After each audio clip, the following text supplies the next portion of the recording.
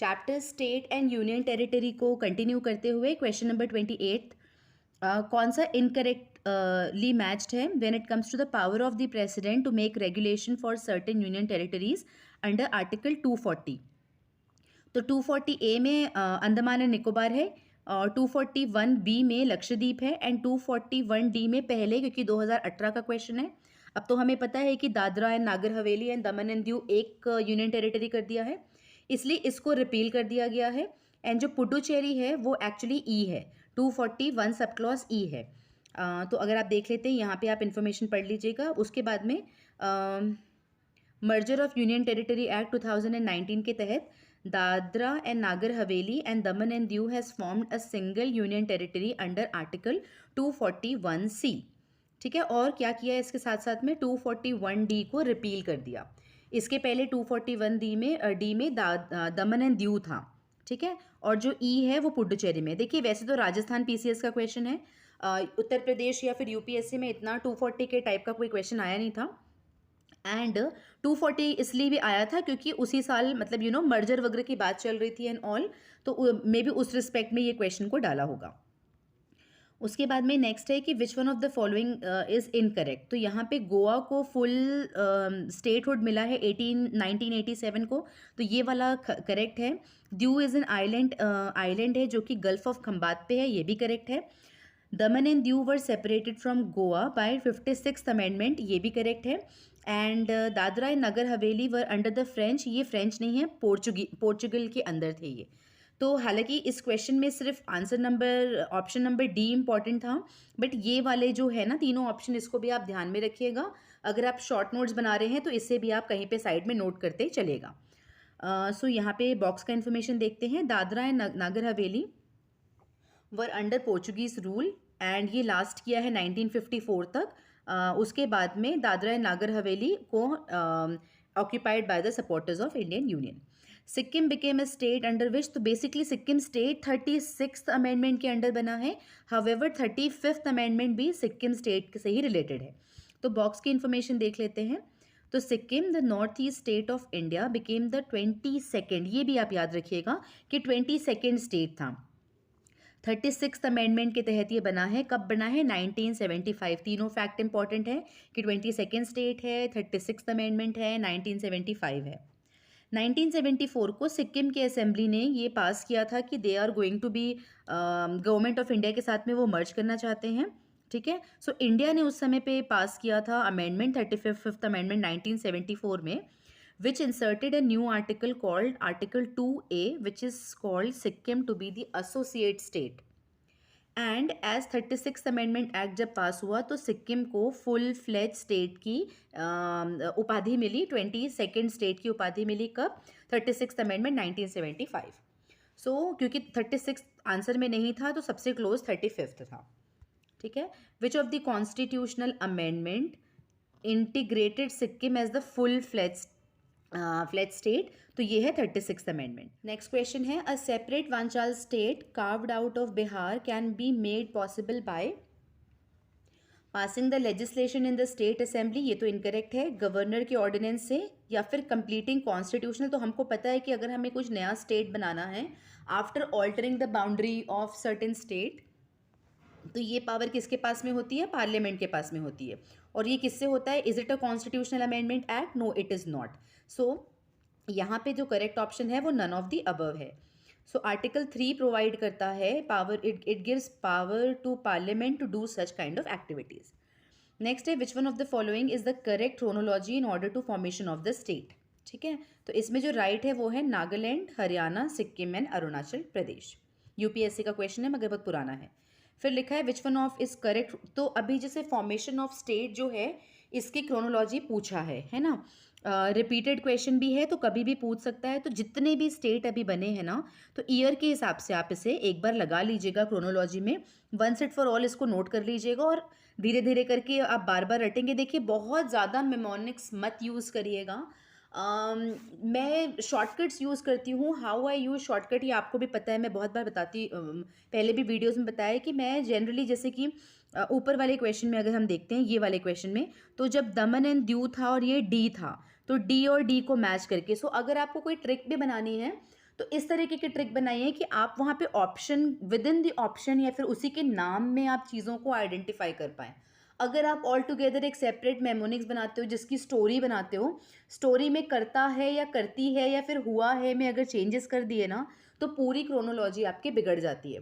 तो बहुत ज़्यादा क्रोनोलॉजी मत बनाइएगा जो कि मार्केट में चल रही है ना, जैसे कि you can fly from here to here अपना पार्ट्स के लिए, या फिर टीयर्स ऑफ ओल्ड पीएम हो गया अपने शेड्यूल के लिए। तो जो मार्केट में बहुत कॉमन है, कैस्पियन सी के लिए जो मेमोनिक्स हैं, जो गूगल करके आपको ईजिली मिल जाते हैं ना, तो वो इसलिए ईजिली मिल रहे हैं क्योंकि दोज आर द वंस जो बहुत ईजिली आपको याद रहते हैं। ठीक है, इसलिए बहुत बहुत ज़्यादा आप मेमोनिक्स के पीछे मत जाइए। रीज़न मैं अभी से घटना चक्र कवर करा रही हूँ और आप लोग को भी यही बोलूँगी कि अभी से आप धीरे धीरे करके थोड़ा थोड़ा फैक्ट आप मेंस की तैयारी करते रहिए, बट दिन का 1 घंटा अगर आप प्री को देते हैं, स्पेशली वो वाले चैप्टर्स को जो फैक्चुअल हैं। अब फैक्चुअल में जैसे फंडामेंटल राइट्स आर्टिकल 1 से 51 तक है ना, फंडामेंटल ड्यूटीज़ तक, ये तो आप पहले ही याद करके रख लीजिए वंस इट फॉर ऑल, अपना काम ख़त्म करिए, आखिरी के लिए ये सब चीज़ें मत छोड़िएगा। ठीक है, वैसे ही ये जो स्टेट के ऊपर रिपीटेड क्वेश्चंस आए हैं, अब देखिए 32 भी उसी के ऊपर है, 33 भी है, आगे भी आपको नहीं सॉरी 33 से स्टार्ट हुआ है, 34 फिर 38 भी इसी क्रोनोलॉजी वाला क्वेश्चन है। तो जब भी आप 3-4 क्वेश्चन देखते हैं ना, दैट मीन्स वो इंपॉर्टेंट हो जाता है और फ्यूचर में प्रोबेबिलिटी बहुत ज़्यादा होती है। तो एक बार आप सारे स्टेट का, सबसे पहले किसको स्टेटहुड मिला था, उसके बाद इस तरीके से क्रोनोलॉजी डेट वाइज जमा लीजिए और उसको बार बार देखते रहिए। तो नागालैंड को मिला था 1963 में, हरियाणा को 66, सिक्किम को 75, अभी हमने ऊपर देखा है, अरुणाचल प्रदेश को 1987 में। यहाँ पे पूछा है, इसमें भी क्रोनोलॉजी पूछा है, तो बॉक्स का इन्फॉर्मेशन देख लेते हैं। सिक्किम कब बना था, 1975 में। अरुणाचल प्रदेश 1987, देखिए रिपीटेड है, यही इसी के यहाँ पे, ये दोनों यहाँ पे मिल गया था हमको। ठीक है, उसके बाद में क्या बोल रहा है, किसका है, हाँ छत्तीसगढ़ 2000 में और झारखंड 2000 में। बट ये क्योंकि दोनों 2000 नवंबर में है, वी नीड टू रिमेंबर कि छत्तीसगढ़ जो बना है ना वो 1 नवंबर को बना है, झारखंड 15 नवंबर को बना है। तो Chhattisgarh became the state before Jharkhand, even though दोनों का डेट नवंबर 2000 है। इसके बाद में ये झारखंड के लिए पूछा है तो 2000 में। ठीक है, नेक्स्ट है उत्तराखंड, हाँ छत्तीसगढ़ 1 नवंबर 2000। उत्तराखंड कब बना है, तो ये भी ईयर 2000 में, इसका डेट याद रखिए नवंबर। तो नवंबर 2000 में पहले छत्तीसगढ़ बना और उसके बाद में उत्तराखंड बना और उसके बाद में हमारा झारखंड बन के आया है। ये 1 नवंबर को था और ये वाला कब बना है, ये वाले की डेट है 9th और ये वाले की डेट है 15th। ठीक है, इसमें भी क्रोनोलॉजी में लगाना है असेंडिंग ऑर्डर में। तो अगर आप सिक्किम को लास्ट करें तो you will be able to reach to the correct answer, but उसके बाद भी आपको ईयर अगर पता रहेगा तो फ्यूचर में हो सकता है कि हमको एलिमिनेट करके ना आए, हमें फैक्ट्स पता होना चाहिए क्योंकि बहुत बार पूछा गया है ना। तो you are expected to remember the year also, at least for these states तो कम से कम करके रखिए। ठीक है, उसके बाद में आइडेंटिफाई द करेक्ट क्रोनोलॉजी।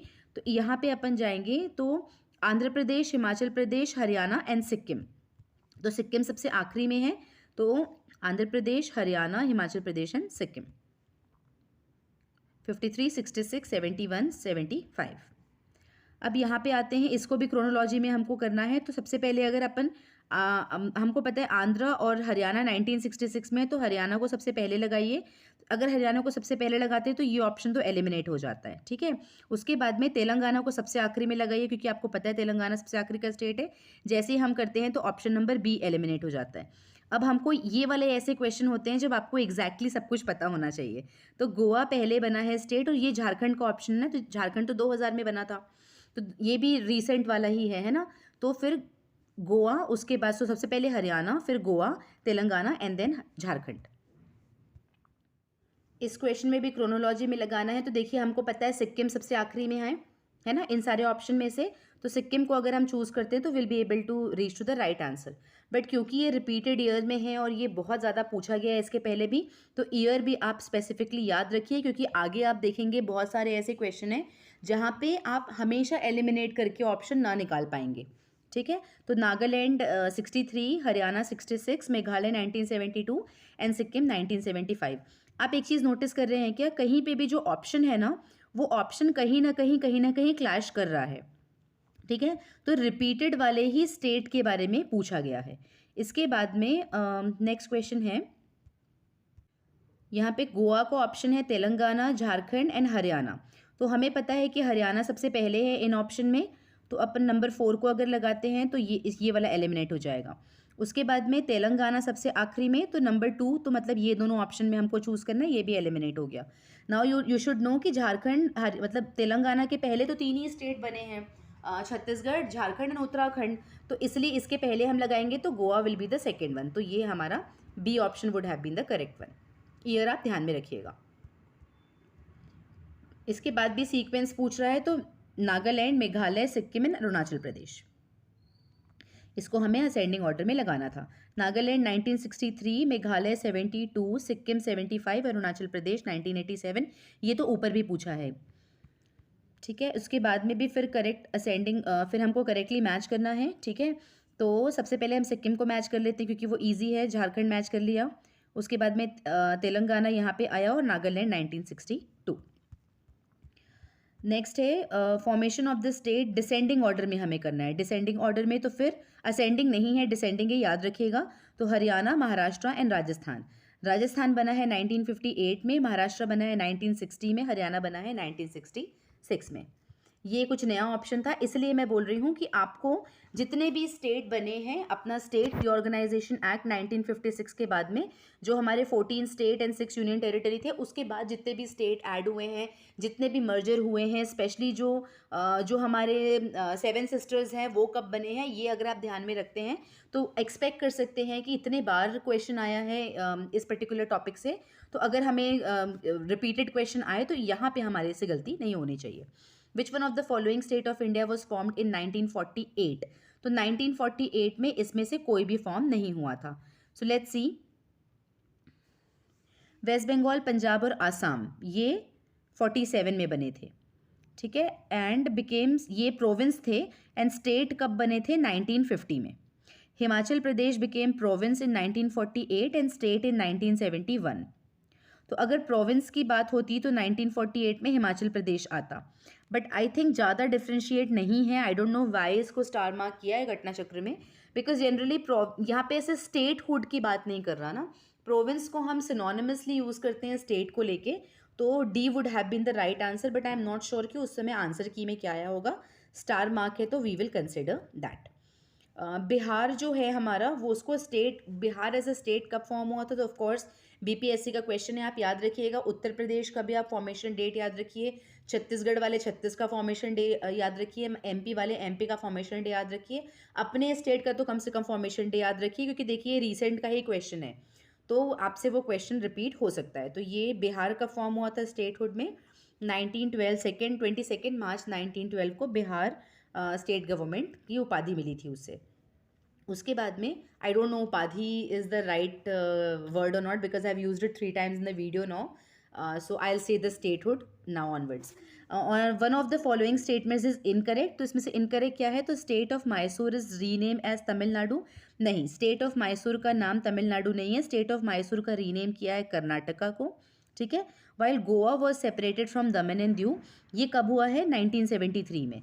1987 में गोवा को अलग किया है दमन एंड दीव से।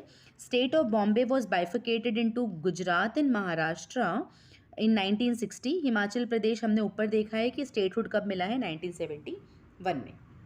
ठीक है, ULFA extremist are related to which state? तो इसका करेक्ट ऑप्शन है ऑप्शन नंबर ए, आसाम। अगर आप बॉक्स का इन्फॉर्मेशन देंगे तो ये इसका पूरा नाम है United Liberation Front of Assam is a separatist outfit operating in Assam. Founded in 7th April 1979, seeks to establish a sovereign Assam via armed struggle. ठीक है, this organization was banned in 1990. People's War Group ये कहाँ के हैं? तो ये आंध्र प्रदेश के हैं, टेररिस्ट ग्रुप। ठीक है, उसके बाद में कावेरी रिवर डिस्प्यूट किन स्टेट्स के बीच हुआ था? तो ये तो आपको पता होना चाहिए, क्योंकि रिसेंट में, नॉट बहुत रिसेंट, बट हाँ, जब मतलब मैंने जब यूपीएससी की प्रिपरेशन स्टार्ट की थी वो साल और उसके नेक्स्ट ईयर तो बहुत ज़्यादा चर्चे में था, तो कभी भी पूछ सकता है उठ के। कर्नाटका, तमिलनाडु, पुडुचेरी एंड केरला के बीच में है। उसके बाद में the commission for state reorganisation, ये तो पता है कि अच्छा, बेस्ड ऑन लैंग्वेज वो स्टैब्लिश इन 19 से, अच्छा कब स्टैब्लिश किया था? क्योंकि एक्ट आया है 1956 को, बट ये कमीशन को स्टैब्लिश डेट जो है on the basis of language was establish on 29 December 1953। Commission ने अपने रिपोर्ट को सबमिट कर दिया था 2 साल के अंदर, 30 सितंबर 1955 को। फजल अली कमीशन जो था वो, और commission and KM Panikkar and HN Kunzru were the member इसके, ठीक है, स्टेट रीऑर्गेनाइजेशन के। तो फजल अली कमीशन भी बोलते हैं इसको। बाकी दोनों मेंबर्स के भी नाम आप ध्यान में रखिएगा। On the recommendation of the commission report हमने स्टेट ऑर्गेनाइजेशन एक्ट पास किया था, और आंध्र प्रदेश 1953 में पहला स्टेट बना, ये तो हमने ऊपर भी देख लिया, on the basis of linguistic. The states were reorganised on the basis of language in 1956। Which year state reorganisation act ये हुआ था 1956 को। Which was the first ever state, तो Andhra Pradesh. Which is the following, which of the following is the first state in India formed on the basis, तो अभी ऊपर देखा है हमने, ठीक है। सो अक्टूबर 1953 को Andhra Pradesh was the first state to create on the basis of on linguistic basis by separating Telugu speaking people from Madras. First one Andhra Pradesh. Andhra Pradesh created in 1953।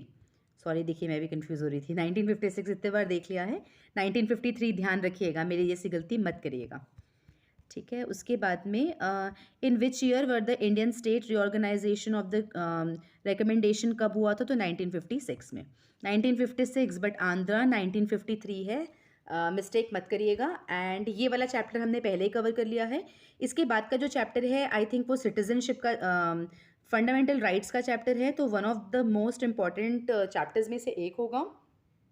And suggestion यही रहेगा कि मैं बार बार सेम चीज़ें रिआइट्रेट इसलिए करती हूँ क्योंकि पिछले साल भी बहुत सारे स्टूडेंट्स हैं जिन्होंने मुझे फॉलो किया था, बट उन्होंने बहुत सारी ऐसी बातें थी जो फॉलो नहीं की थी। Like one of the prime thing जो मैं आप लोग को गाइड करती हूँ वो है notes making. So many people said कि मैम हमने आपको फॉलो किया, and when I asked them कि अपना नोट्स दिखाओ, because I really wanted to see कि उनके नोट्स कैसे बने हुए हैं। So they have never completed their notes घटना चक्र के।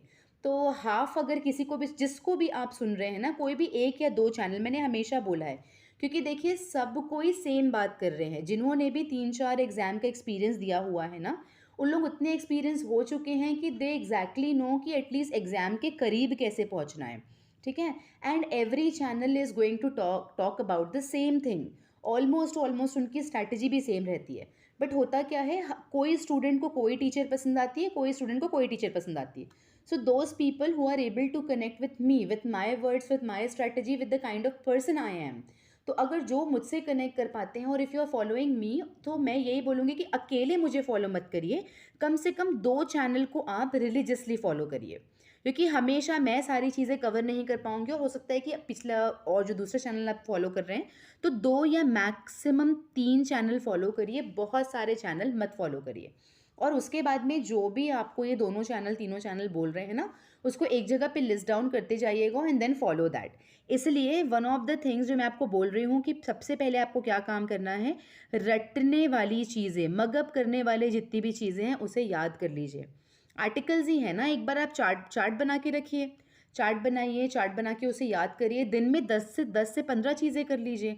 वो जो हमारा कमेटी रिपोर्ट नहीं आती कि कौन से रिपोर्ट में कौन सी कमेटी निकाला है, UNDP ने कौन सी रिपोर्ट निकाली है, उसकी भी लिस्ट बना के रखिए अभी से। किसने बोला है कि in the month of April ही हम रटने वाले काम करेंगे? क्योंकि देखिए मैं आपको एक लॉजिक देती हूँ कि रटने वाला जो काम होता है ना, तो एग्ज़ाम पे जैसे आप क्लोज आते हो ना, तो आपको कौन सी बुक पढ़नी पड़ती है बताइए? बताया था ना मैंने आपको, यस, आई दृष्टि पढ़नी पड़ती है। और आपने अभी by now you have experience कि कितना ज़्यादा फैक्चुअल बुक है वो। तो उन फैक्ट्स को आप याद रखेंगे, कि उन फैक्ट्स को याद रखेंगे जिसके बारे में आपको बहुत पहले खबर है। एग्जाम्पल, फंडामेंटल राइट्स आपको रटना है, ये नॉलेज तो आपको अभी से है ना, दिसंबर के मंथ से। वैसे ही आपको बहुत सारी ऐसी कमेटी की रिपोर्ट हो गई, ठीक है, उसके अलावा इंपॉर्टेंट डेट्स हो गए, है ना, ये डे कब मनाते हैं, नेशनल ये day, national sports day, national polio day, ये सब जो डे है इंटरनेशनल के इंपॉर्टेंट डे है ना, डिकेड जो यूनाइटेड नेशन डिक्लेयर करता है, ये सब चीज़ें जो हमको पता है कि कुछ चीज़ें, कुछ पैटर्न जो हमने पकड़ लिया है प्रीवियस ईयर पेपर पढ़ के, तो वाई आर वी वेटिंग कि we will only go when we are in the month of April, तभी हम जाके याद करेंगे। Why can't we collect this information, और अभी के अभी इसको एक जगह पे कलेक्ट करके दिन में बिल्कुल शिद्दत से बोलते हैं, जैसे अपन कुछ रिचुअल्स निभाते हैं ना कि सुबह उठ के घंटी बजाना है, भगवान जी को सूरज भगवान को पानी देना है, जो भी आप रिचुअल्स फॉलो करते हैं आंख बंद करके करते हैं ना, तो वैसा ही कुछ फैक्चुअल इन्फॉर्मेशन के लिए भी आंख बंद करके कि आप बोलिए खुद को कि 10 फंडामेंटल राइट्स में दिन में याद करूंगी, 5 कमेटी रिपोर्ट याद करूंगी, ठीक है, 5 इंपॉर्टेंट डेट याद करूंगी। यू वोंट रियलाइज कि ऑल दीज फैक्चुअल इन्फॉर्मेशन ना आपके मेमोरी के में it will become part of your memory, because वो इतने बार रिपीट हो चुका होगा। अगर आपका अप्रैल के मंथ में इतना ब्रेन है ना, तो आपके पास में ये पूरा ब्रेन खाली होगा सो दैट आप इसमें न्यू इन्फॉर्मेशन फीड करें। बिकॉज अगर आपने फंडामेंटल ये इन सब चीज़ों के लिए अगर जगह नहीं बचाई ना, तो आप क्या करेंगे, अभी अभी याद नहीं करोगे, तो ये आपका ब्रेन है अप्रैल के मंथ में इतनी इन्फॉर्मेशन आपको फीड करनी पड़ेगी ये वाले चीज़ों से, और फिर नए वाले इन्फॉर्मेशन के लिए सिर्फ इतनी जगह बच जाएगी। क्यों करना है आपको ये, कोई जब आपने पैटर्न पकड़ लिया है, एक्सपीरियंस है, तो क्यों ना जो चीज़ें आप मगअप कर सकते हैं उसे अभी से करिए। इतना बड़ा लेक्चर मैं इसलिए दे रही हूँ क्योंकि अगला चैप्टर आने वाला है फंडामेंटल राइट्स। मैं ये बोल रही हूँ कि आप फंडामेंटल राइट्स चैप्टर को, पता है कि ma'am next video fundamental rights करने वाली है, अभी आप जाइए लक्ष्मीकांत ओपन करिए और फंडामेंटल राइट्स का जो सामने का पोर्शन है ना उसे पढ़ के रखिए। लगे सॉरी लक्ष्मीकांत का फंडामेंटल चैप्टर आप पढ़ के रखिए, फंडामेंटल राइट्स वाला। और लगे तो अगर घटना चक्र है तो घटना चक्र के पहले जो इन्फॉर्मेशन होती है ना, ये वाली इन्फॉर्मेशन है ना, इसे भी एक बार पढ़ के रखिए। उसके बाद जब मैं आपको क्वेश्चन आंसर्स कवर करूँगी तो आप वीडियो को पॉज कर करके कोशिश करिएगा कि आप खुद आंसर दीजिए। मैं भी अगली बार ध्यान रखूँगी कि मैं क्वेश्चन इस तरीके से स्क्रीन पे लाऊंगी कि वो आंसर विजिबल ना हो। इसका शायद मैंने इसके पहले ध्यान नहीं दिया, which I just realise while speaking with you right now. तो मैं ये इस बात को ध्यान दूंगी कि जब क्वेश्चन दिख रहा है तो उसमें ऑप्शन विजिबल नहीं है, सो दैट आपका साइड बाय साइड रिविजन होता जाएगा। और देखिए आप कितना खुद से करेक्टली मार्क कर रहे हैं। या सब चीज़ें खुद से जब इंसान करेक्ट मार्क करता है ना, तो उस कॉन्फिडेंस लेवल वो अलग ही होता है। तो जब आपको पता है कि सबसे इंपॉर्टेंट वाला चैप्टर है तो क्यों ना इसे आज ही फिनिश करें, क्यों हम वेट करें कभी और का, है ना। तो ज़्यादा टाइम लगेगा नहीं, आधा घंटा अगर आप 2 या 3 दिन दे देते हैं तब भी फंडामेंटल राइट खत्म हो जाएगा। अगर दिन का आप 1 सवा घंटा देते हैं तो अभी बैठ के आप फंडामेंटल राइट्स खत्म कर लेंगे। तो ये चैप्टर को खत्म करिए। मैं ये वीडियो कल या परसों मैक्सिमम तक फंडामेंटल राइट्स का फर्स्ट पार्ट लेके आऊँगी। चैप्टर बड़ा है, क्वेश्चन आंसर बड़े हैं, तो एक वीडियो में कवर नहीं हो पाएगा। I hope this was helpful to you. Stay tuned.